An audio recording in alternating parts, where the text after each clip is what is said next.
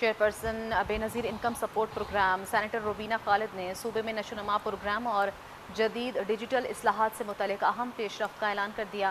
کہا کہ حکومت غذائی کمی کے خاتمے اور ادائیگیوں کے نظام کو مکمل شفاف بنانے کے لیے ہنگامی بنیادوں پر اقدامات کر رہی ہے۔ پشاور سے عدنان شاہد کی یہ رپورٹ دیکھیے۔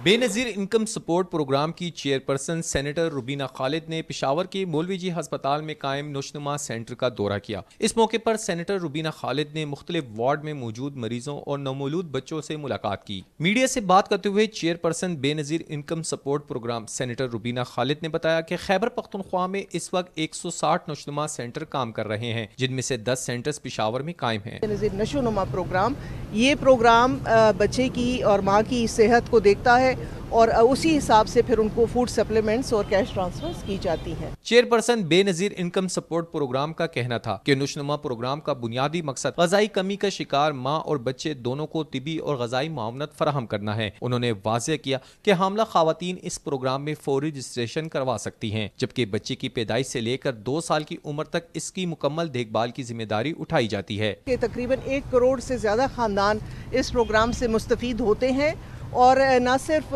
وہ مالی امداد لیتے ہیں، لیکن جہاں خواتین حاملہ ہوتی ہیں ان کی حاملہ ہونے سے لے کے بچے کی پیدائش اور بچے کی 2 سال تک جو پرورش ہوتی ہے اس کو مانیٹرنگ کرتا ہے یہ جس پروگرام کے لیے آج میں آئی ہوں۔ اس موقع پر مالی امداد کی شفاف ترین فراہمی سے متعلق بات کرتے ہوئے انہوں نے بتایا کہ ادارہ اب جدید ڈیجیٹل نظام اپنا رہا ہے۔ مستحق کو رقم کی فراہمی ڈیجیٹل سم کے ذریعے کی جا رہی ہے تاکہ شفافیت یقینی بنائی جا سکے۔ کیمرامین عزیر افریدی کے ساتھ عدنان شاہد، سچ نیوز، پشاور۔